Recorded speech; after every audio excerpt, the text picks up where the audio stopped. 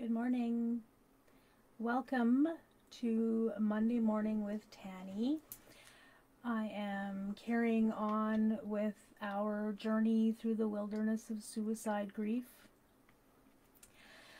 If you haven't seen one of the videos before, I am a counselor that works for FCSS in the Barons-Rico-Warner area. Excuse me. I tend to work a lot with grief and loss. I feel like it's a massive honor to be with people during these really intense times of their life and these long transitions. It's just, I get to walk with people on their journeys and be there and support. Last week, I was supposed to do Touchstone 7 and 8. For some strange reason, I thought I could do 2 in 1. And of course, it worked out that I was only able to do Touchstone 7, and it took an hour. I try to keep these down to half an hour, but there's so much to say. Some of this may be triggering for some people. I hope if you're here, you realize that I am doing my best to be as compassionate as I can, and not everything is going to land the same way for everyone. And if you feel like you need to tell me how something landed for you, or if you're feeling like, I can't believe she said that way, I would love some feedback. And I would also appreciate compassion. So I hope that you have compassion for yourself, and also compassion for me or anyone else that's trying to be supportive in this time. Everyone's journey is very different, and I talk about that a lot. So let's get right into Touchstone 8, because as I was prepping for this, I had so many things go through my mind, and I wrote notes.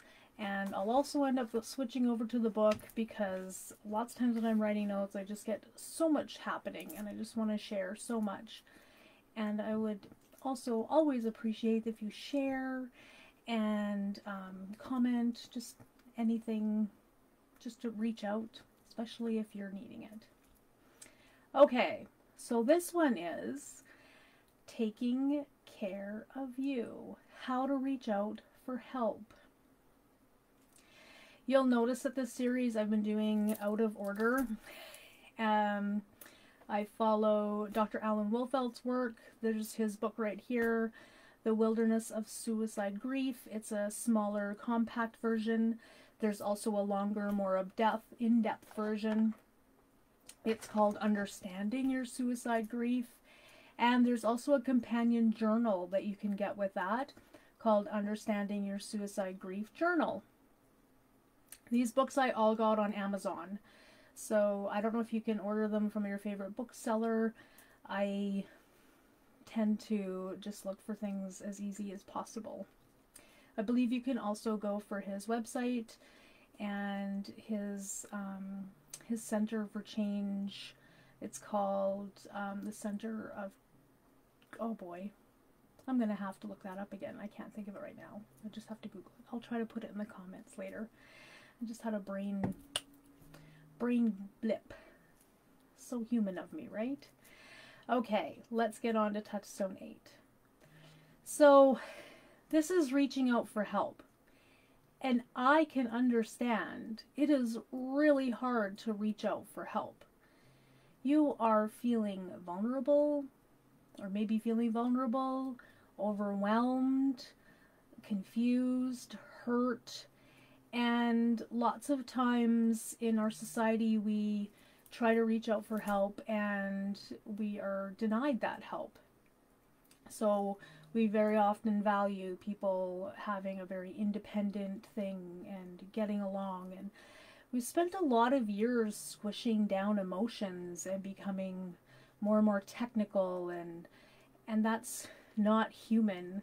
I know that. I just see that humans are really rebelling against that, and our beings are rebelling against not addressing our emotions. So I would like to be able to support you in addressing those and finding support for that. Handling things is not always doing it by yourself. You can have a team. In the beginning, when you first find out that there has been a suicide death of somebody that you care about in your world, just getting out of bed, just breathing can be exhausting. And you might not have the capacity to thoughtfully figure out who's going to help you out. And that's okay. That's okay if your world is quite small. I'm suspecting if you're watching this video that you're looking and searching and realizing you're in that space. And that can happen. It can happen early. It can happen later on. It could happen early and later on. It's your journey, and you will figure out who you want on your team and when you need that team. So this is your wilderness that you're going through. And you do not need to find somebody who's going to be like, you need to go down this path with me. Just follow me. I'll show you the way. This is your wilderness. You require somebody who's going to walk with you. And I was thinking about a couple of things with that. First of all, I thought about Terry Fox and Forrest Gump at the same time. And I know that Terry Fox, he needed to do a run. He had lost a leg and he had cancer and he wanted to raise money. But he did the run on his own. But there was oftentimes he had other people join him, and they would run alongside him for a while and give him some energy and be there for him. And he had a support team driving along with him, trying to help take care of him. And then I thought about Forrest Gump. I don't know if everybody's seen the movie Forrest Gump, but it is an amazing movie. And there's a point where Forrest Gump's mom died, and he had so many losses, and he was sitting on his porch, and then all of a sudden he got up and he started running. And he actually ran for 3 years, 2 months, 14 days, and 16 hours. And he ran back and forth across the country. And he talked about how he got to one point and then he realized, I need to keep running.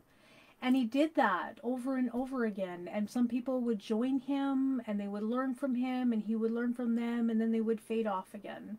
And that's how I see our journey through grief. You would like to have people there to support you, but it's your journey. They're not telling you where to go and how to get there. They're just with you as you walk along. And this also makes me think of when I go hiking. There's been times, I have a favorite place I love to go hiking, and sometimes the path diverges or goes off a little way, and sometimes I'm with people who are super agile when I'm not so agile at that time, and they can scamper up off different ways. Whereas I need to be more careful and cautious and take which way I'm going down. And sometimes I get left. And I'm like, I'm not sure if I'm going to make it across this place. And then somebody comes back and says, usually it's, hey mom, it's one of the kids. They come back and they're like, here, I'll help you across this. And I just needed that little help. I didn't need to give up. I didn't need to stop hiking. I just needed that little help to get over that spot. And they didn't say, go this way or go that way. They just helped and said, what do you need from me? And that's what we need. That's what kind of reaching out for help is finding somebody who's there to support you on your journey through your wilderness. It's yours. The other thing about the Forrest Gump, jump right back, is when he was running, when he was tired, he slept. And when he was hungry, he ate. And when he needed to take care of any other business, he took care of that business. But he kept running, he kept moving forward, and he kept changing and evolving. And that is what your journey is. There's going to be times when you're tired, please sleep. I've talked about that in the last one. And you're hungry, please eat. I also talked about that. The things that you need to take care of, take care of. And with your team, if there's anybody that can take care of some of the things for you, ask them. The ones that are for you and are important to you and care about you want to do something to ease your journey. You deserve a community, a team of compassionate people. Human beings, we're social. Even if you're an introvert, we like to have that connection, that team. Even when you're doing really hard work, it's lighter when you have many hands to help. One time I remember we were going to go, like it was a vacation, and we had to clean up a place before we were able to actually enjoy it because winter had happened and, you know, it gets dusty and stuff. So we went, and there was 5 of us, and everything was done in like an hour or two, and the person we went with was like, this would have taken me a day and a half to do everything. It's like, yeah, many hands make lighter work. All the work gets done, but you have support. And going through your suicide grief and mourning is the hardest work you'll probably ever do. So please, please have a team to help carry some of that burden with you. It's so much easier. I remember thinking, wow, this is actually really easy. I don't know what the big deal is. So it may feel like a lot for you to give over some of your burden, but for the person that's helping you and supporting you, it's not going to be so bad because there's a lot of people carrying that weight. And we want to. That's part of the love and connection that we have as humanity. You do not, like I said, need people who are going to walk in front of you and tell you how to get there, because their ability and capacity and ideas on how to live life are completely different from yours. You need people who are going to walk alongside you and support you in the way you want to do it. They may think they see an easier way or a different option, but you don't want to have people who are like, you must take that, or get mad at you if they don't take their options. Having some options from some kind, caring people is lovely. It's great to have some ideas, but you don't want people who are going to judge you if they don't take their ideas, if that makes any sense. I think it does. Okay. You want people to learn to support you. And you're going to want to look for people who are naturally good helpers. And your thing is to receive. To realize that you are worth receiving some care and love and compassion and support. You are worth that.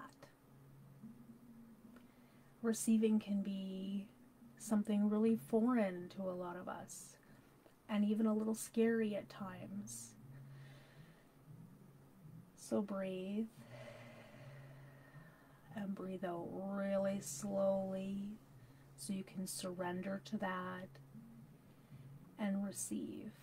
And if you catch yourself saying no, you can breathe and then say, actually, yes, please. Yes, please. I would like some support. And if you cry, you cry. And it's needed. Take it.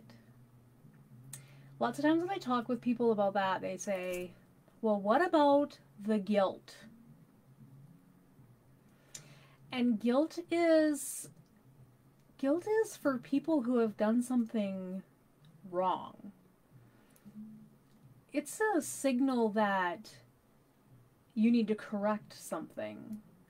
So if you're feeling guilt for accepting kind, loving help, this is a time, it's a cruddy time, but it's a time to start reassessing what guilt is and where that comes from. Hi, I have a commenter. Thank you. Yeah. So if you feel guilty for doing something that is not bad, receiving kindness and help is not bad, then it's time to think about where that guilt comes from. And that can require some work. That is not a, oh wow, I'm just going to switch things over for most people. But yeah, it's a thing. And it's something to talk about with people. And we need to start changing our world to realizing that self-care and receiving kindness and love and support is not something that should be inducing guilt. Most people are not that kind of manipulative. Okay, where to turn for help? I have a few, so we'll start off with fellow survivors. There's a quote that's out there, it's united we stand and divided we fall. So look for fellow survivors of suicide that are experiencing a similar thing to you. And if they're open and supportive and willing to share, that's amazing. I know that when it impacts people in my world, we talk about it and we share memories and the thoughts and things that are going on. And that's really important because you're going to have some people that have collective memories of that person and some that are going to have different memories than you. And how wonderful is it to be able to share some more depth of that person that's so loved, that has passed on. The next one is selected family of friends. I have mentioned several times, and I will always mention, that Dr. Alan Wolfelt talks about, and I have also experienced this personally and within the groups and people I work with, that 1/3 of people are going to be harmful. And it may surprise you who they end up being. Don't spend time with them. Just avoid them. They are not for you. They are not for you. 1/3 will be neutral, whatever. They don't hurt you, they don't help you, they're just kind of there. Those people right now probably aren't really for you either. Really. The 1/3 that is helpful, those are your peeps. Please reach out to them. Please be around them. Please, if they even bring a drop of ease into your life, they're great. If they even bring a drop of discomfort into your life, they're probably not so great. Watch out for that. So, you will find out, oh, it's so unfortunate how quickly people find out who the not supportive people are. Some people might just disappear. You thought you were so close and then suddenly they're gone. Just gone. And that's a secondary pain and grief and loss that is really impactful. And don't brush that away. Realize that it is impactful and it matters to you. And the ones that do want to support you and do want to be with you and do want to love you and do want to do the things with you and for you, love them, appreciate them, thank them, pull them into your fold, and know that someday you also can be that kind of support for them, because everyone goes through loss and transition. And right now it's your time to be able to accept some of that support. Support groups. I love running support groups. I just think that it is so fantastic what happens in groups that are healthy and cohesive. And not every group is healthy and cohesive. I can totally admit to that. I personally work really hard at trying to make that, but that has been a learning experience for me too. So Dr. Alan Wolfelt has some fabulous things to say about what a healthy support group will look like. So the first one is that the group members will acknowledge that every person's grief is unique. It's that fingerprint thing. We all have fingerprints, and our fingerprints are all unique. And each grief experience, even on your own, is unique. And so group members realize that and honor that and support that. They also realize that grief is not a disease. This isn't something that we cure. It is a normal process that doesn't have a timetable. People want a timetable, but it doesn't have a timetable. The best thing to do is walk through it. And when you're walking through the wilderness, sometimes there's plains that are flat and easy to get across. Sometimes we have big mountains to climb. Sometimes there's rivers that are uncomfortable. Sometimes it's sunny. Sometimes it's snowing. Sometimes it's raining. Sometimes it's windy. You don't know what's going to happen on your journey. But you are not in a state of disease. You are in a state of a journey.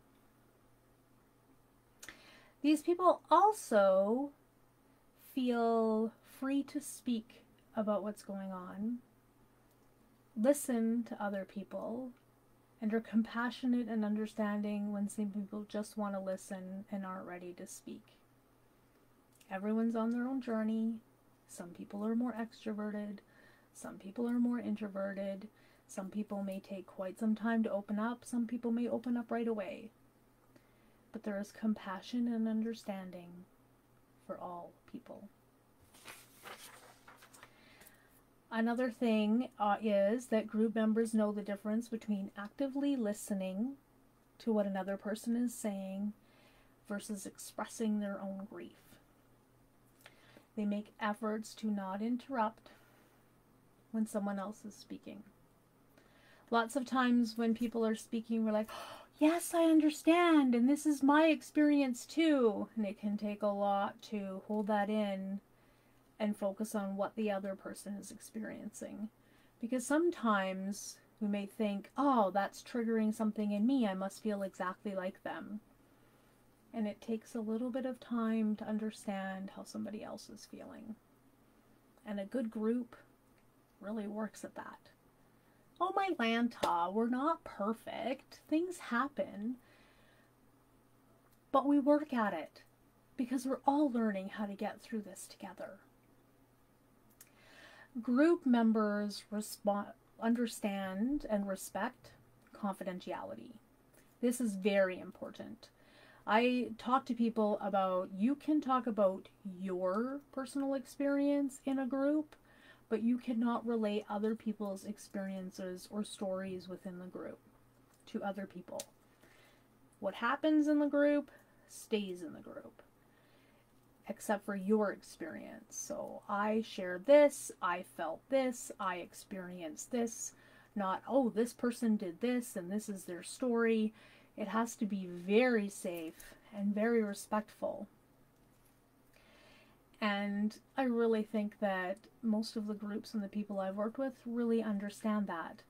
And especially when it comes to suicide grief, because of the stigma and the taboo, we want to really, really support people. So find a group that seems like they're very supportive.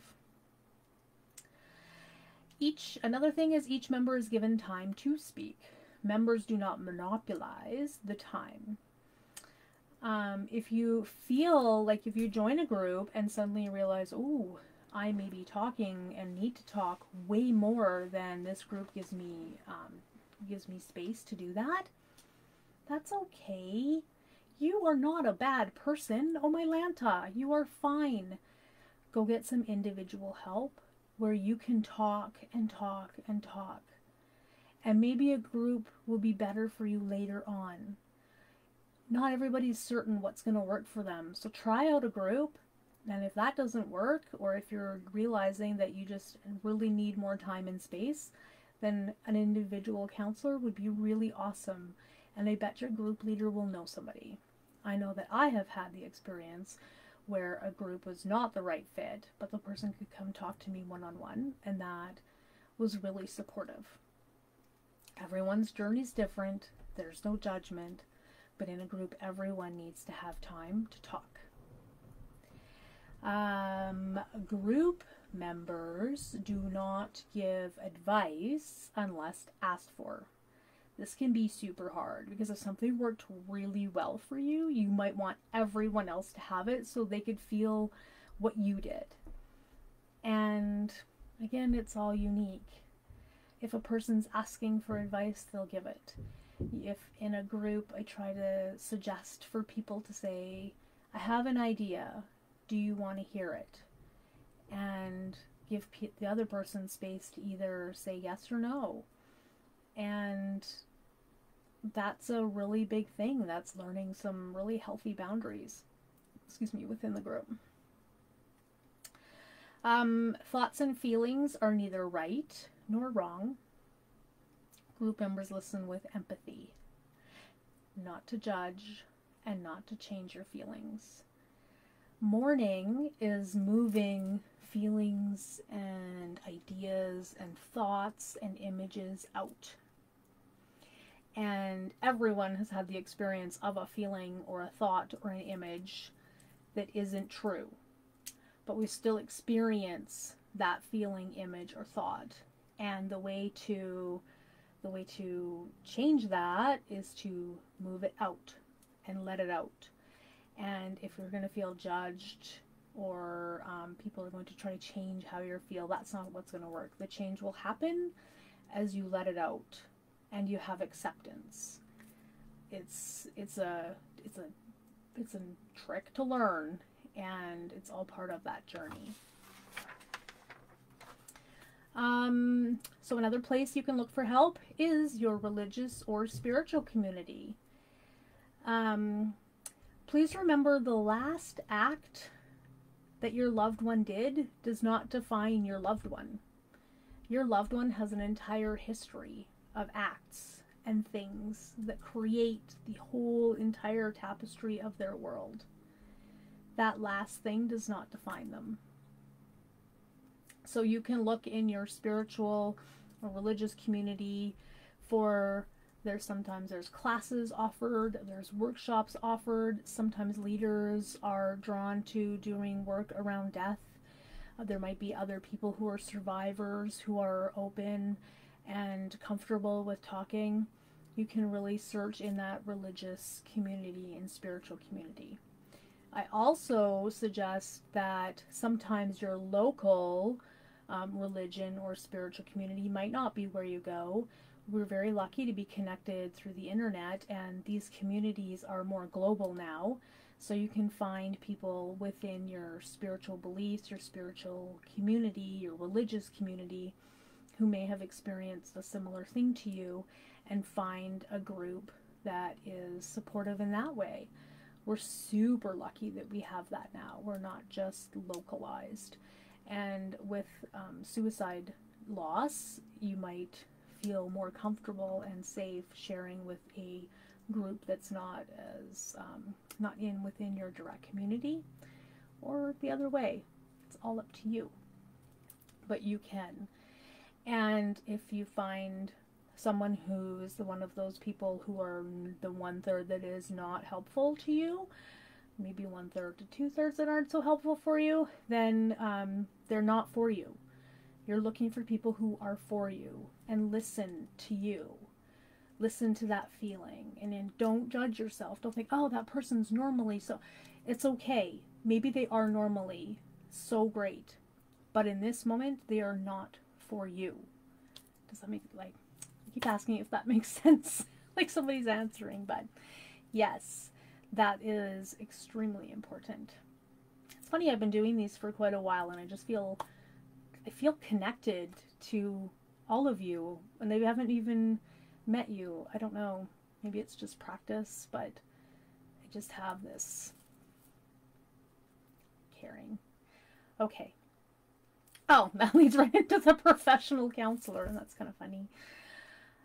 When you meet a counselor, again, listen to yourself.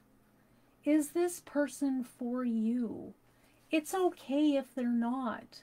I always tell everybody, I'm not everybody's cup of tea. I'm like chai. If you want Earl Grey, you might need to go to somebody else. You know, and I change too as things go on. Right now I'm into butterfly pea flower tea. It's really cool. It's blue and it turns purple when you add lemon or any other acid to it. It's very cool. See? Not everybody's cup of tea. So really listen to yourself. Feel free to ask a counselor before or while you're meeting them what their experience is. What is their philosophy for around grief and loss and death and suicide? What is their training? You need to see if they fit with you.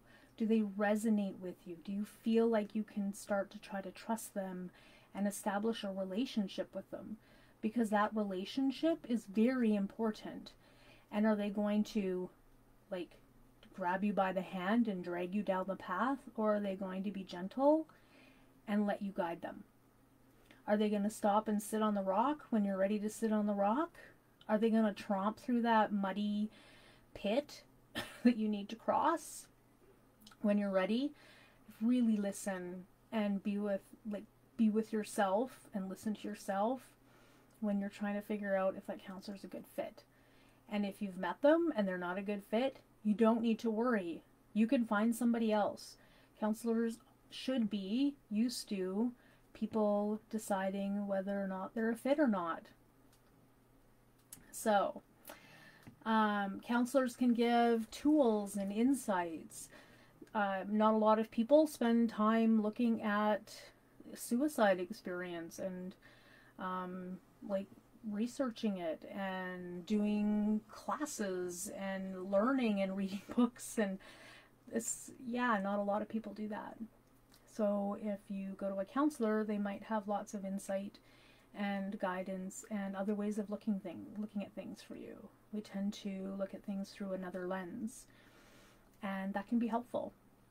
It's not saying that we're going to tell you how to do your wilderness walk. But if we're sitting there and we're cold, maybe I have a lighter and some kindling in my backpack, and I can be like, hey, do you want to have a fire now? Like, yes, actually, I would love to have a fire. So let's carry on with that wilderness example. Okay. Oh my goodness, I've done half hour already. Helping roles. Helpers should, when you have a good helper, you should feel companioned on your journey, like they are with you, walking on that journey, not leading you, maybe not lagging behind, they are with you. They are comfortable with encountering your feelings related to suicide death. And if they're uncomfortable, they're willing to let you know and sit with you in that discomfort. I have walked and sat with people in their discomfort, and it's not always comfortable. It takes some work. So if you find somebody who's willing to do that and able to do that with you, yay, that's really fabulous. And embrace hope. It's an end of something, but it's not the end of your life. Oh, my Lanta, can it feel like it? But it's not. So you need somebody who is gently going to keep hope in your world. Why? Because you're worth it.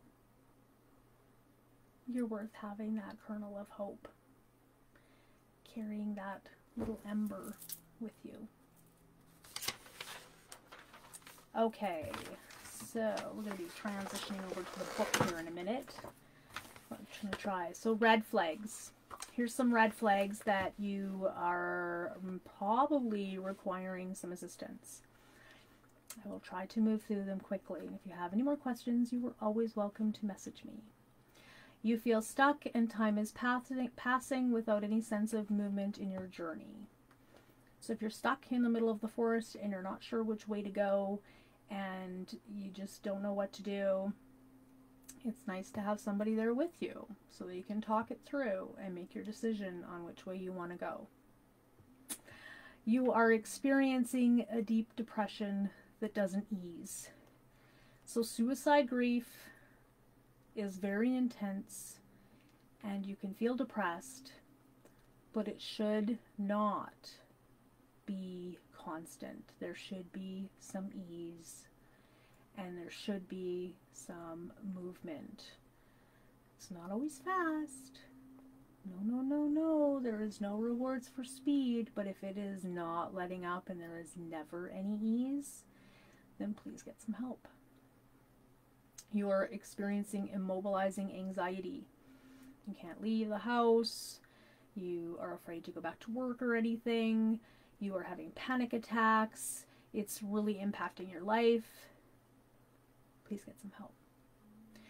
You are experiencing excessive psychic numbing. So if you feel like you're watching yourself, like from outside of your body, that is a very important sign that you should look for some assistance, and that's the case. If you are having profound sleep disturbances, difficulty getting any deep sleep, our bodies heal, our brains change, sleep is super important. If you're having difficulties, please reach out for help. If you are not eating in a manner that helps maintain your weight and you are experiencing significant weight loss or weight gain, please reach out for some help. We want to keep your body as healthy as we can, and it is always a sign: disturbed sleep, disturbed eating, disturbed interest in life. Those are all signs that we possibly need some assistance. If you feel like you are unable to take care of yourself or your dependent children, please reach out for help. There's help. You deserve it. They deserve it. If you feel the profound sense of helplessness or hopelessness, please reach out. Those feelings are not supposed to stay with you. Please reach out. You are having traumatic flashbacks to the scene of the suicide. Feel unable to take your mind off the suicide, even for brief periods of time. If your brain's on that loop, please reach out for help. If you feel like you never want to go out into the world and you are extremely withdrawn, of course, please reach out for help. You have a consistent pattern of real or imagined illnesses. Our bodies will express the pain. They call it somatic behaviors. Our brain rules so much, and our heart rules so much. If you're experiencing excessive real or imagined illness, please get some help. If you're overindulging in alcohol, drugs, food, or other addictive behaviors, please get help. You're trying to numb yourself. We do not want to create another thing. You can get through this. You or others perceive your behavior as at high risk, self-destructive, and possibly you have suicide thoughts and plans. Please get help. There is help out there, and you are worth it. It takes such incredible strength to reach out for help. So please, please reach out. Do not medicate yourself with alcohol, drugs, or other self-destructive behaviors. Sometimes people just get incredibly reckless. And that is not a way to express how you're feeling, or try to numb or hide from what you're feeling. You deserve it, and the people around you deserve it as well. Take care of yourself. Okay, so there's a framework for considering getting professional help and support. If you find you're postponing your grief, you're trying to continue putting it on the back burner, hoping that time will just heal it, yeah, that's not going to work. Please get some help. Please. All of those things are ways of getting help if you're displacing it. So you're moving your grief away from the actual loss and looking at other things and blaming other things for your feelings. You're displacing it. You're not addressing what's really actually going on for you. Maybe you're just, work is so annoying and everyone at work is very annoying and all of these people are annoying, and if they would just act better, then I would feel better. Instead of realizing I'm really hurting over the fact that somebody in my life has died by suicide. Replacing your grief. So trying to find somebody to fill that role of that person that passed away, or I'm going to obsess about something else new and exciting. I'm going to overinvest in work, or I'm totally going to run away and just lay on the beach and become a surfer. You're displacing your grief. It might be part of your journey to run away and become a surfer, but you might want to take some time to assess what's going on behind your decision to do that. Minimizing your grief. Oh, it's fine. Whatever. He chose that. She chose that. I'll be fine. It's not worth it anyway. What's the point? They left. If you're trying to downplay your grief and say it's not a big deal that this thing happened to me, then please get some help. I hear minimizing a lot. And I try to go back and go, actually, it is a big deal. Actually, it does hurt. Actually. Somatization of your grief. So this is where you feel sick all the time. You're just preoccupied with your illness. You have no energy. This is very big for people when they're really ignoring what their emotions are, and they're just going to come out of your body anyway. And it's not saying you have a disease. It's saying that you are grieved, that you have grief. And we need to look at how to mourn that loss. So hopefully some of those things were helpful today in helping you realize when's a good time to reach out, how to reach out. If you have any more questions, of course, always, please feel free to message me. And please share and like and let people know about these videos. Word of mouth is the very best way. I've been doing these for several months, and I still run into people and they're like, I didn't know you were doing that. So please feel free to share and tell other people to share. This is an important topic. It's something that touches many of our lives, and I don't know if it's just because I'm doing this extra series on suicide grief, but I just feel like it's big in this world right now, and with COVID and all of the changes and discomfort of the world, it seems to be really prevalent. So please reach out for help, please share and support if you're one of those beautiful people that are able to do that. And if you're a beautiful person that isn't able to do that, that's okay too. Know where you're at. So I thank you very much. I will see you again next Monday. We might go back to Touchstone 5. I don't know. I'm going to look through and see which one, because this process is not linear and these videos are not linear. So, take care of you. Thank you.